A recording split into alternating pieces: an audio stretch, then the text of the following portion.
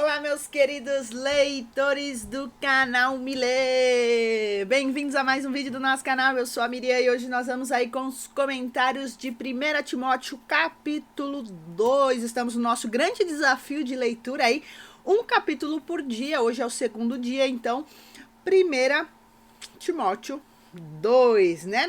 Nosso desafio aí é ler em 10 dias, 1ª e 2ª Timóteo. Então, se você está chegando aqui agora, já vai se inscrevendo, deixa o seu like, que você vai ser ricamente abençoado e edificado, tá bom? Me conta aí qual foi o versículo que você gostou, você já leu 1 Timóteo 2? Se você não leu ainda, não perca a oportunidade, depois desse vídeo, pegue a sua Bíblia e leia, ou já pega ela agora, porque nós vamos falar sobre coisas aqui interessantíssimas, gente. Esse capítulo 2, ele é bem polêmico, na verdade, e eu fui até estudar um pouco mais. Por quê? Deixa eu até pegar aqui o livro.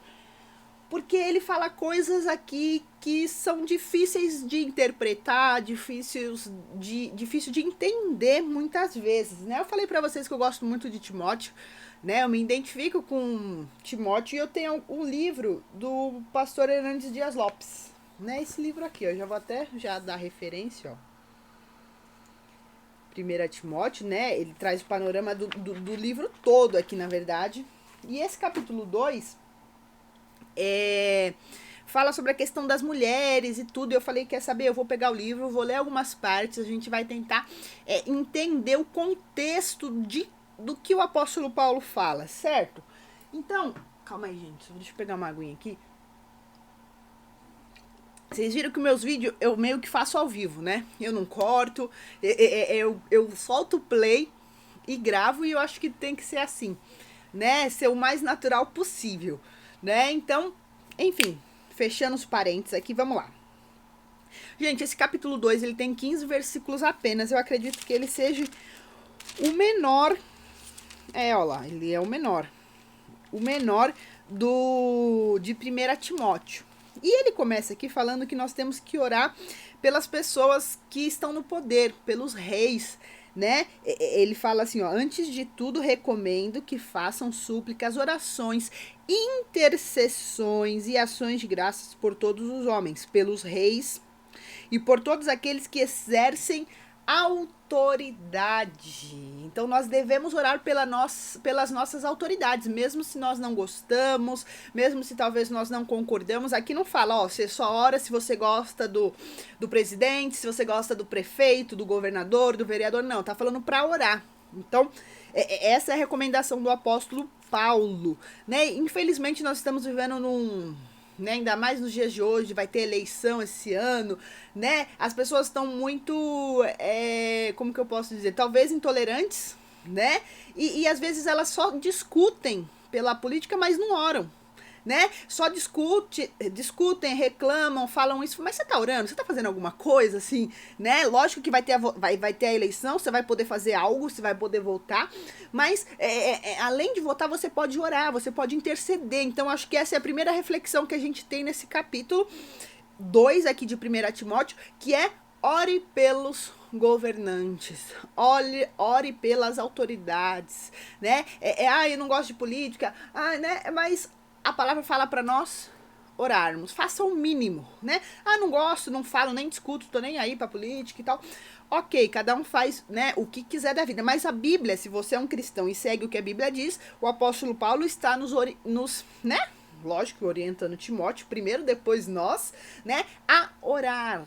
Então, né, ora com sinceridade. Ó, Jesus, eu não gosto do presidente, eu não gosto do prefeito, eu não gosto dele, eu gosto, né, da sabedoria, que ele faça a coisa certa, que ele faça o melhor pro país, né, Jesus, eu gosto do presidente, mas eu não concordo com isso, com aquilo. Então, assim, abre o seu coração, mas ore, né? Fala, Jesus, eu não gosto de política, mas, abençoa os governadores, dá sabedoria, tira a corrupção, tira o engano, né? Que nós não sejamos prejudicados pela soberba, pelo egoísmo dos presidentes, enfim, né? Que você faça a sua oração. Certo? Então, essa é a primeira parte que é muito importante. E aí ele fala que isso é bom, olha que legal. né? Antes de a gente fechar aqui, né? Ó, isso é bom e agradável perante a Deus, o nosso Senhor, que deseja que todos os homens sejam salvos e cheguem ao conhecimento da verdade. Então, você está orando pelos presidentes, não é pelo presidente, né? Pelos governadores, pelas autoridades. Você orando pelas autoridades, não é para elas que você está orando. Você está orando para agradar o Senhor, porque isso agrada o coração do Senhor, é isso que está falando. Então pensa assim, mas os governos, né, as autoridades não merecem a minha oração, né? Mas você quer agradar o coração do seu Deus? Então ore, porque é isso que ele fala. E aí ele fala, né, no 5 e no 6, pois só um Deus e um só mediante entre Deus e os homens, o homem Cristo Jesus, o qual se entregou a si mesmo como resgate de todos, e esse foi o testemunho dado pelo seu próprio tempo. Então, existe um só Deus e um só mediador para Deus, né? Infelizmente, né, as pessoas falam, todos os caminhos levam a Deus, existem todos os caminhos, mas a Bíblia, não sou eu que estou falando, a Bíblia, o que a Bíblia está falando aqui, ó? Existe um só Deus e um só mediador entre Deus e os homens. Quem é? Jesus. Jesus mesmo disse, eu sou o caminho, a verdade e a vida. Então, né, infelizmente existem pessoas que acreditam que todos os caminhos levam a Deus, né? Mas na verdade, Jesus é o caminho que leva a Deus, né? O nosso único mediador entre Deus e nós é Jesus, né? Não existe, não precisamos pedir para alguém, pedir para Deus para nós. Não, nós já temos caminho, né? Caminho direto. Quem é esse caminho? Jesus Cristo, né? Esse é um outro assunto polêmico que talvez, né, alguém fale alguma coisa, mas gente, é o que a palavra diz, né? E eu acredito no que a palavra diz, não no que as pessoas falam. Então, né, se você tá comigo aí também, dá um joinha aí, né? Dá um joinha, fala, Miriam, eu tô com você nisso aí. Porque é complicado, né? Às vezes a gente vive num mundo que é muito relativista. Não, isso não tem nada a ver, isso tanto faz, tal, né? Mas a palavra é clara e é isso que ela tá falando. Um só Deus e um só mediador. Ou seja, né? Só temos um Deus e só temos um caminho que é Jesus. Certo? Ok. Aí ele fala aqui que ele foi designado, né, pregador e apóstolo. Aí ele fala, digo a verdade, não minto. Então, né, isso eu também achei legal. O apóstolo Paulo fala, ele escreve de uma forma legal, né? Mestre verdadeiro da fé aos gentios, né? Como nós vimos nas outras cartas aí, o apóstolo Paulo, ele é o apóstolo dos gentios, dos não judeus, nós, né? E aí ele fala, ó, quero pois que os homens orem em todo lugar, levando mão santa, sem ira e sem discussão. Então ele tá falando assim, ó, os homens vão orar, eu quero que eles orem em todo lugar, levantando as mãos, mas sem ira e sem discussão, né? Aí eu acho que já fica outra reflexão aqui pra gente. Como nós temos orado? Né? Será que a gente briga com todo mundo, se ira com todo mundo, discute com todo mundo e depois, né, vai lá orar, né? E lógico que a gente tem que orar, né, mas orar se arrependendo já, né? Jesus, me perdoa porque eu estou irado hoje, eu briguei com todo mundo. Eu falei, né, se for essa oração, glória a Deus, né? Mas é algo pra gente se pensar, que é o seguinte, que até no livro aqui eu li, né? Ele fala assim, gente, ó, esse livro aqui eu já falei no começo, né, ó. Ele fala algo interessante aqui, né? Que o quê? Primeiro, Deus aceita o adorador, depois a adoração. Primeiro, Deus se agrada do ofertante, depois da oferta, né? A gente lembra da viúva que só deu as 2 moedas ali. Então, como que nossa vida está para cultuar, né? Para fazer um culto ao Senhor? Será que nós estamos sendo de Jesus, sendo verdadeiros cristãos fora da igreja? Ou só de domingo de manhã ou de noite, não sei qual que é o horário do culto aí da sua igreja, né? O meu é de domingo de manhã. Mas qual que é? que está acontecendo? Vocês estão entendendo o que eu estou falando, gente? Se tiver dúvida, pode comentar, pode mandar mensagem, pode mandar e-mail, né? Nós só estamos aqui lendo o que está escrito, certo? Eu estou repassando para vocês. E aí, gente, o que acontece? Aqui, né, o nosso querido pastor Hernandes Dias Lopes, né, eu tô com um livro de apoio hoje, tá, gente? Ele fala que esse texto, o texto que nós vamos ler a seguir, eu vou até ler todo pra gente entender. Se você não tá com a sua Bíblia, pega ela aí, né? Que é o seguinte: este é um dos textos mais difíceis de interpretar de todas as cartas paulinas. Então, essa parte aqui que eu vou ler agora é uma das partes mais difíceis de interpretar. Eu falei, então eu vou até pegar o livro, eu vou ler algumas passagens, eu vou tentar, assim, fazer de uma forma clara e objetiva que a gente entenda, talvez, né, não tão profundo, não tão detalhado, mas de uma forma que você entenda o que você está lendo, certo? Então, ó, vamos ler. Se você tá com a sua Bíblia, leia. Se você não tá, escute. Nós estamos em 1 Timóteo, capítulo 2, nós vamos ler a partir do versículo 9 até o 15, tá? Fechado? Então, vamos lá. Da mesma forma, quero que as mulheres se vistam modestamente, com decência e discrição, não se adornando com tranças, ou com ouro, nem com pérolas, ou com roupas caras, mas com boas obras, como convém às mulheres que declararam adorar a Deus. Até aqui, até tudo bem, né? Aqui nós vamos entender que o apóstolo Paulo está falando em cima de um contexto cultural, de um contexto histórico, né? Mas até que não está tão difícil, mas vamos para o 11. A mulher deve aprender em silêncio, com toda a sujeição.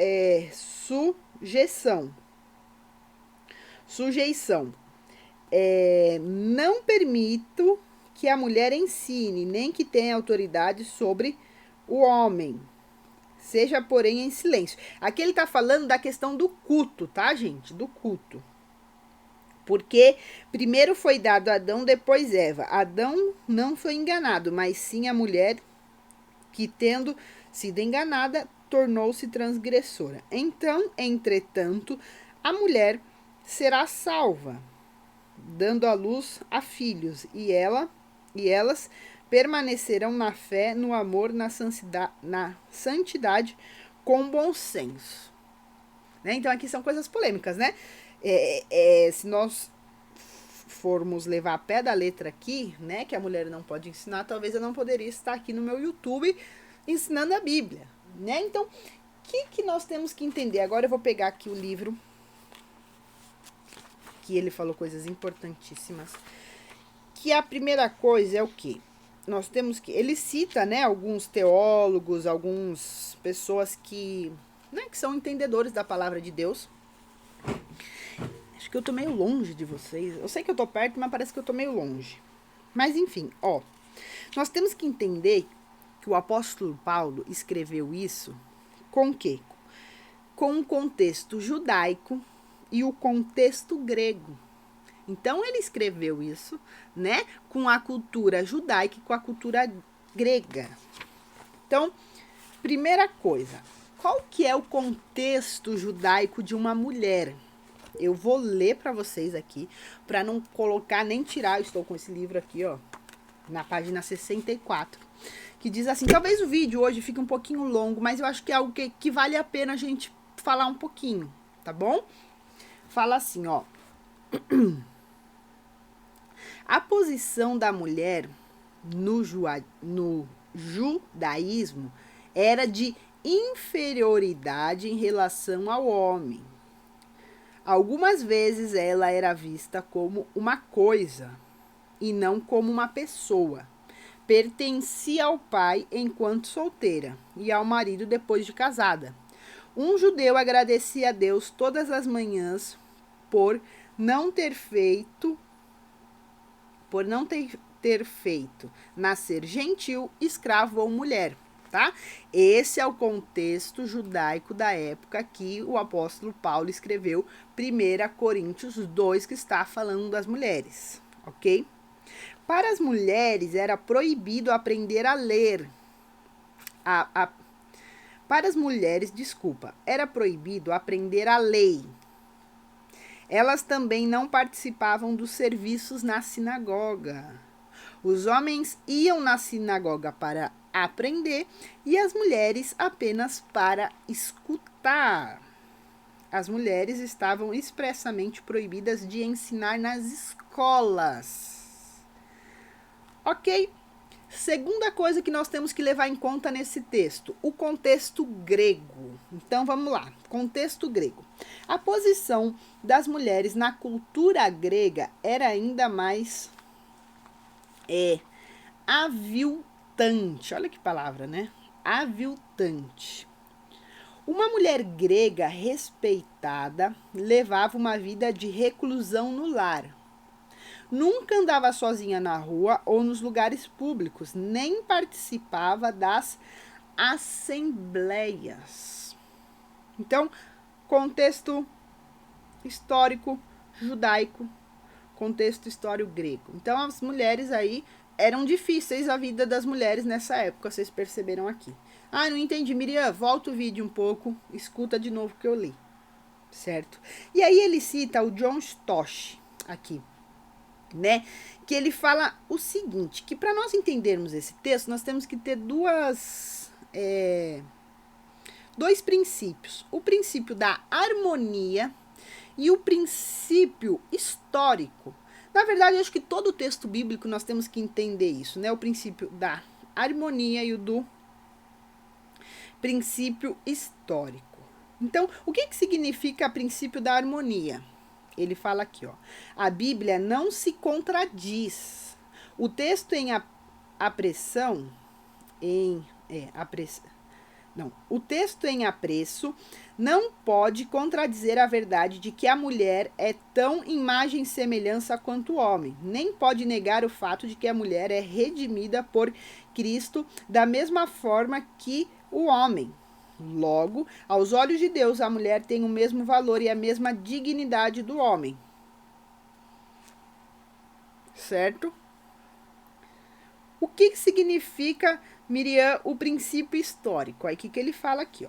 Deus sempre proferiu sua palavra num ambiente cultural e histórico particular, especialmente o do antigo Oriente Próximo, que é o Antigo Testamento, e do judaísmo palestino, que é o contexto, né, o ambiente cultural histórico dos evangelhos, e o mundo grego-romano, que é o restante do Novo Testamento. Nenhuma palavra de Deus foi proferida num vácuo cultural. Então, tudo que Deus fala, ele não tá fora de uma cultura, não está fora de tradições, ele está tudo sempre dentro aí de um contexto, tanto histórico como cultural, certo? Toda a palavra foi expressada num contexto cultural. E aí, o que acontece? O que acontece aqui? Ele fala que existem 3 respostas em relação a esse texto, né? Ou em relação à Bíblia toda, né? Que existem 3 coisas. O primeiro é o literalismo. Literalismo. O que é esse literal? Olha, já tá dando 20 minutos. Literalismo, gente, o que é? Aqueles que seguem a linha literalista, introduzindo a forma cultural, dando a mesma autoridade e normatividade atribuída à verdade por ela expressa. Então, o que quer dizer isso? A pessoa lê e vive o que está escrito aqui. Não vê o contexto histórico, não vê o contexto cultural, né? Ele é literalmente o que está escrito, é o que ele vive e pronto, acabou. As mulheres têm que ficar em silêncio, não podem falar, nananana, que é o que está falando aqui. Segundo, é o liberalismo. Os liberais caem no extremo oposto, rejeitam a verdade eterna juntando com a expressão cultural, Ou seja, em vez de elevar as expressões culturais ao nível de uma verdade eterna, como fazem os literalistas, eles rebaixam a verdade eterna ao nível de suas expressões culturais. Os liberais não têm compromisso com a fidelidade às escrituras e negam sua inerência, infabilidade e suficiência. Gente, depois vocês podem ler esse livro. Compra esse livro, vale a pena. Vale a pena muito. Né? Eu tô tentando aqui de uma forma trazer clareza pra gente, certo? E aí o terceiro, a transposição cultural. Aí o John Stott afirma que a melhor forma de tratar do versículo 9 ao 15 é aplicar o princípio da transposição cultural aos 3 pontos, né? O saber da oração, os adornos e a sujeição das mulheres. Então, eu acho que tá ficando claro. Vocês estão conseguindo entender o que eu estou tentando passar para vocês? Algo interessante que a gente precisa entender é o seguinte, que era um contexto, né? O apóstolo Paulo, ele escreveu tudo isso aqui num contexto histórico, cultural, né? Tanto das mulheres gregas como das mulheres judaicas. Então, né? Nós precisamos o quê? Levar em conta tudo isso, certo? E trazer ali para a realidade, para a verdade eterna. É isso que ele está falando em outras palavras. Na verdade, ele continua e ele vai explicando tudo aqui nesse livro. Né? A questão do silêncio, né? A questão do uso do véu. Tem igrejas ainda que usam o véu, né? Eram símbolos culturais do primeiro século. Então, tudo isso, né? O silêncio, ele inclusive fala aqui que o silêncio não é um ingrediente essencial para a submissão. Então, isso aqui está num contexto histórico, num contexto cultural que nós temos que entender e não levar aí ao pé da letra. Deixa eu ver se eu tenho mais alguma coisa aqui para ler para vocês.